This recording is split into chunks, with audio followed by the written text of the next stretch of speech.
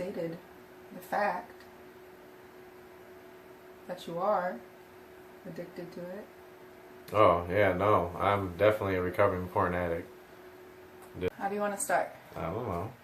This is your thing that you want to do. This is my thing. It's my thing too, but it's her thing, but it's my thing, but it's our her thing. thing, but it's our thing. It's our thing. I don't know. I think we should start out by saying maybe a disclaimer that we are not professionals in this area at all. And this is just our life and our story and what we know and what we go through, and hopefully we can help some people out there. Don't mind the sweats. This is real life. We're gonna go pick up our kids, so we decided, there's no better time than now to make this video. It's really been weighing on my heart to make this and get some awareness out there for others. But of course I wanted to have my husband, because this is something that's very personal for him, and I wanted him to be able to feel comfortable. And I don't know, I feel like you're ready, right? Mm-hmm. Ready? Yes. It's a topic that you don't really hear about. And I think mostly that's because it's so well known and talked about, but just not in this sense, not in this way. I'm saying that correctly. It's an addiction like any other, just as real as any other addiction, if not realer in some sense, because the most of the population in the world does not see this as a problem and addiction. And it's, it's something that I'm guessing, it's something that so many people struggle with, but may not know they struggle with it. I know that a lot of times it is categorized with sex addiction as a general and a whole, where you say somebody has a sex addiction instead of individualizing each aspect of it. Whereas this addiction, porn addiction, is not necessarily the same as a sex addiction. Yes, it's this guy can't be serious. It's categorized under sex addiction, but just because you are addicted to this one aspect of it does not mean that you are the same as somebody that maybe is a sex offender or dabbles in other areas of it. And that is something that needs to be understood, as when you say, yes, I have a porn addiction, that does not mean I am necessarily a weirdo or into all this other stuff. What do you want to say?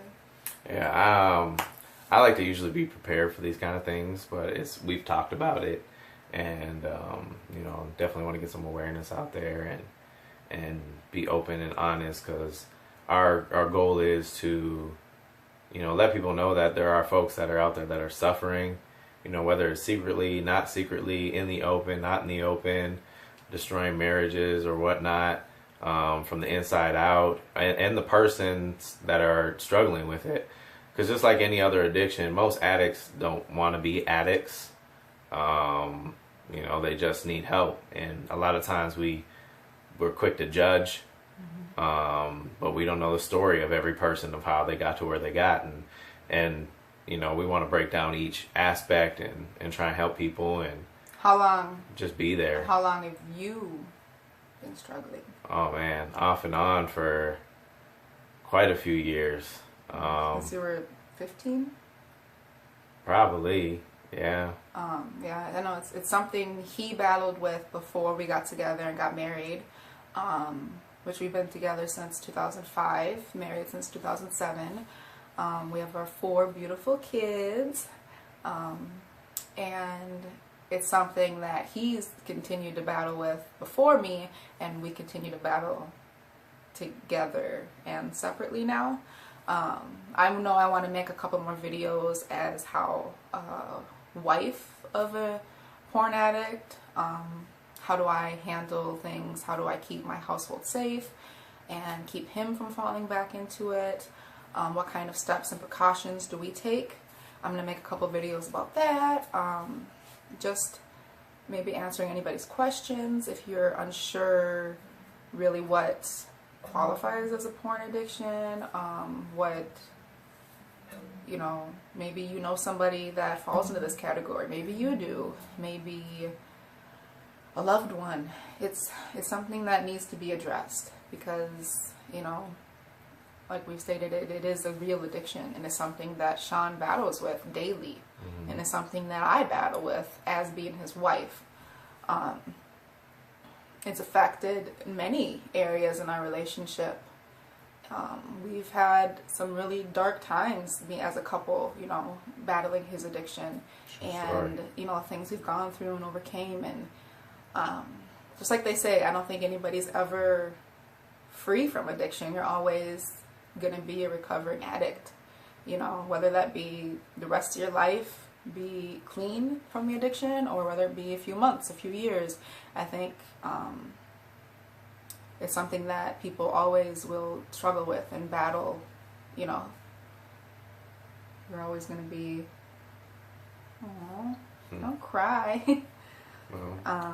Like I said, this is very It's very real, and it's very inappropriate, dear to our hearts, because like I said, this is our life, and we're choosing to share this with you because, you know, something really needs to be done and said about this. You can't even watch a show without sexual images or your innuendos, children, even in cartoons, kids movies and shows. And as a recovering addict, you know, I see a lot of that stuff, and as my wife is a person who, you know, does her best to try and keep me away from it, she knows the pattern, she knows the things, she knows the stuff that's there, or, you know, some of the things that may trigger me as an addict that's fighting and recovering, you know, to try and keep us away from. But when it's so everywhere, you know, how do you do that? You know, and I think it would be an ongoing series, because I know we don't talk about it a lot in the world that we live in, but, you know, we're believers, and, you know, this is a problem for guys who believe most of the time, who do follow God and believe, you know, he died for our sins and rose again so that, you know, we could go be with him eternally, you know, following him. And so we struggle, they say, the most with it. And, you know, we'll come with statistics, and we'll talk about it on the regular, because the only way that I'm going to be able to stay free, I think, is to have people behind us watching these videos. You know, we'll pray with you, you know, just, you know, we'll speak our hearts. We want people to speak their hearts. You know, I know a lot of people out there are, you know, afraid, or, you know, in the dark, or whatever it may be, especially if you're a believer, because you beat yourself up. Yeah. And, you know, if there's any women out there that want to ask questions, or, you know, how do you do it? Because it's been hard on her too, you Very know, hard. you know, just like any other person that deals with an addict, you know, not, you know, porn is something that people don't really think is a problem. You know, it's so readily available. Yeah. And it's, like I said, you can't. It's so mainstream now. It used to not be mainstream. It's just very mainstream now. Sexual things are very mainstream now. And the hints and the stuff there to kind of grab your kids is what's scary to me.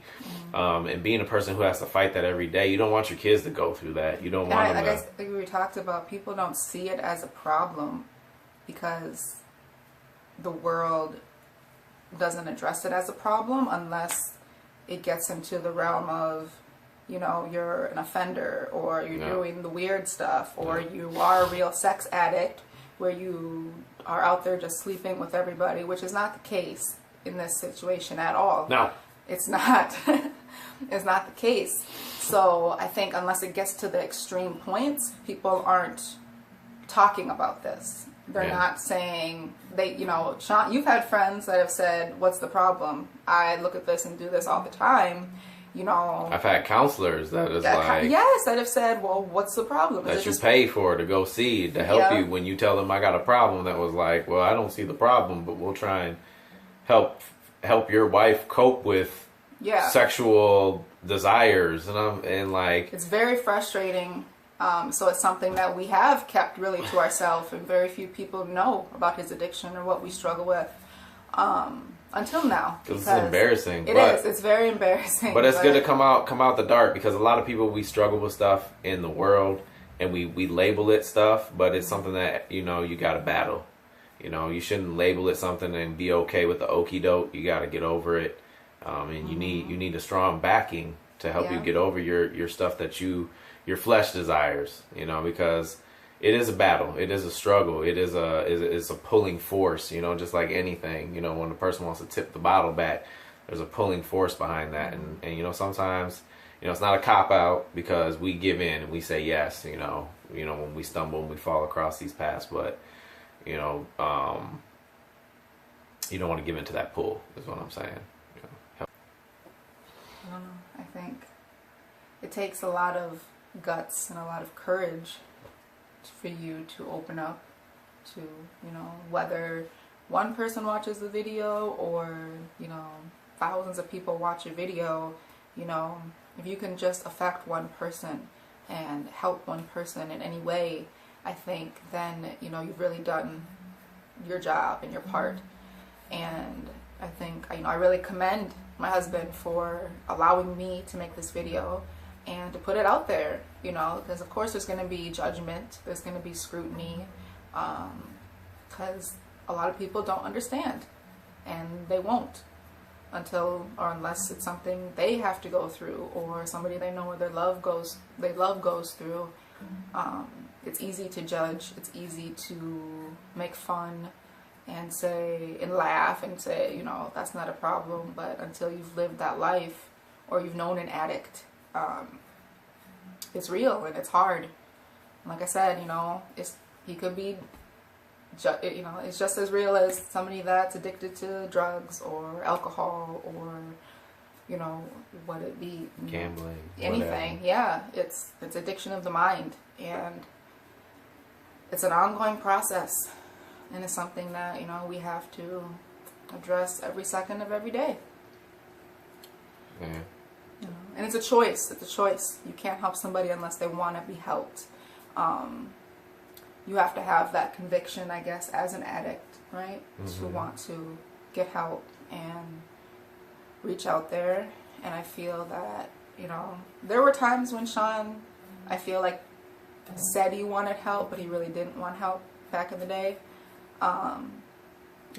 Is that correct? I don't know. Or you weren't, maybe you weren't as open. It's hard to say. Like, you want to pull away from something, but it, you know, it's grabbing you and pulling you down. It's like your best friend. Something that and we'll talk about, like, you know, her and I believe, like I said, it's going to be an ongoing series, and I really want people to just, I hope it does draw people in that, you know, don't see it as a problem, but know within themselves, because you feel it within yourself that it's a problem.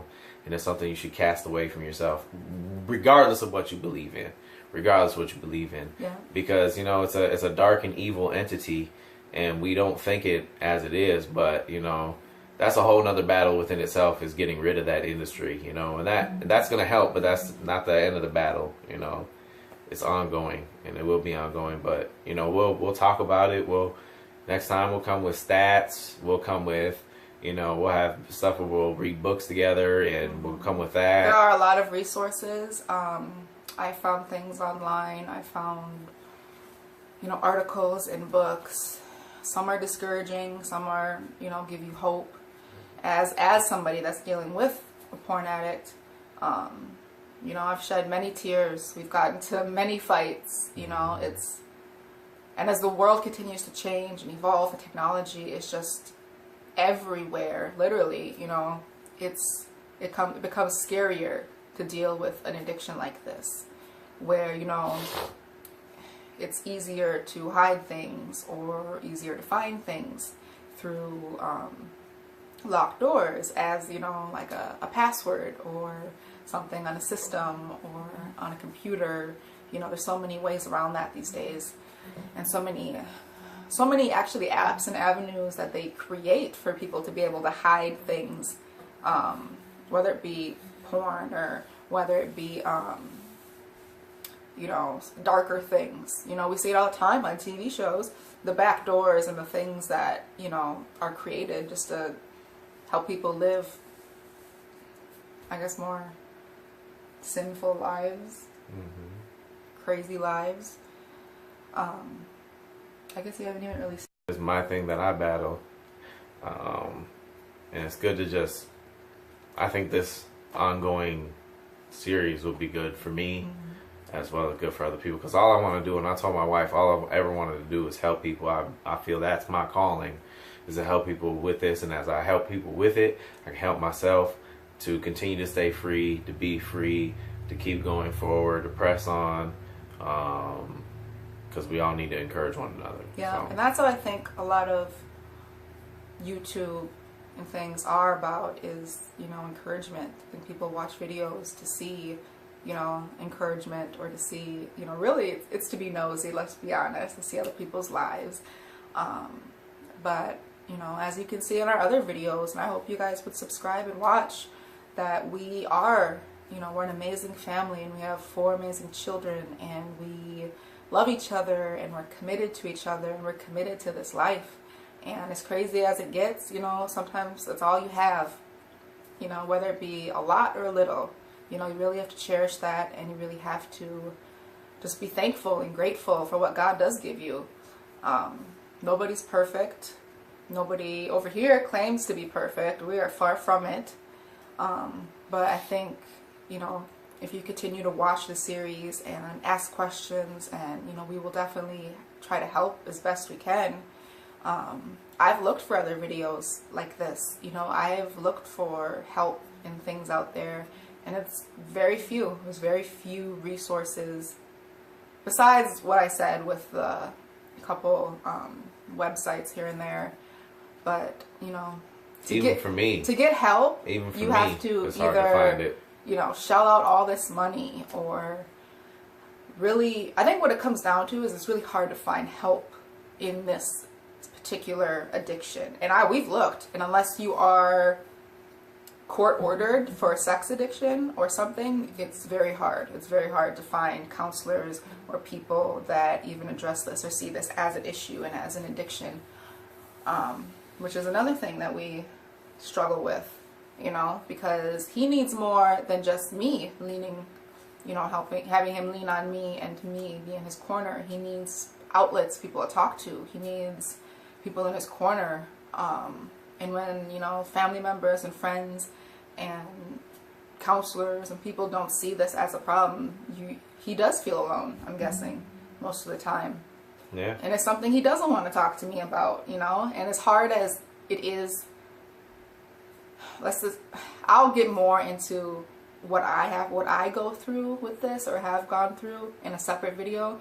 But as hard as it is for me, you know, to hear these things, or the way I feel, or the way it makes me feel about myself and about our marriage and our relationship, you know, I think I try hard to be there for you, but it's hard. It's hard being, you know, a loved one of somebody that's addicted, because you want to change them, you want to shake them into reality, you want them to just say no, you know. And it's hard when you don't have that addictive personality and you're not addicted, to understand why can't somebody just say no, you know. Why couldn't somebody say no to drugs, or say no to this, or why can't he just stop doing something? It's easy to say that, but until, or unless you have been addicted to something, or are battling something, you know, we don't understand. I don't understand. So sometimes I don't even understand. Yeah, I feel like when you don't have anybody to talk to about it, besides the person you're hurting, you feel alone. Mm-hmm. You feel trapped. She shouldn't have to always bear the weight, you know. There should be other outlets, you know. There's people, you know, I've gone to classes. There's a few churches that have classes and stuff. I've seen the people that are court ordered. They're messed up. Like, and I'm not trying to judge. I apologize. That sounds judgy. But they're, you know, I believe, you know, they're what happens when you stop allowing the pornography to be a fantasy and a fictitious world in your life. Oh, yeah, when you try to take it to the next level. When people say marijuana is a gateway drug, pornography is a gateway drug to other things. Mm-hmm. And if you allow it to take over your life. How many, you know, and then that makes you think sometimes, how many people that have gone on to do other things, you know, maybe if they would have realized at the beginning that maybe, hey, this was a first problem, and gotten help, you know, maybe maybe it wouldn't have escalated. You know, you can't say if it would or it wouldn't have. And not everybody that is addicted to porn is gonna go do this stuff, or vice versa. Not everybody that's out there being a weirdo looking at crazy things or hurting people or doing that has started with pornography addiction. I guess we've stated it's not the same. Sex addiction is not just a general term for all of this, and that needs to be understood out there as well, because you see celebrities that are, you know, my husband went into rehab for sex addiction. Well, that's great, but that's not really stating a problem. That's just a way to generalize their issue, you know, because that could be a many number of different things that person has an addiction or a problem with, but they just say sex addiction, and everybody's like, oh, I understand. No, we don't understand, because, you know, are you into this? Are you into that? It's completely different. So if anybody has any questions for Sean or myself, ask. Feel free to ask. I would hope that people would be a little bit respectful of, you know, him having the courage to come on here and share his heart with you guys, and just to open up our life a little bit more. It's something that we've always wanted to do, but I guess I didn't know if I wanted our first video on YouTube to be this, so we waited. But I think this is the right timing, and you know, God has everything happen for a reason, and I think that we are here right now making this video for you guys for a purpose and for a reason. So if anybody has any questions, comments, you know, pray for us. We'll pray for you. We'll be here for you.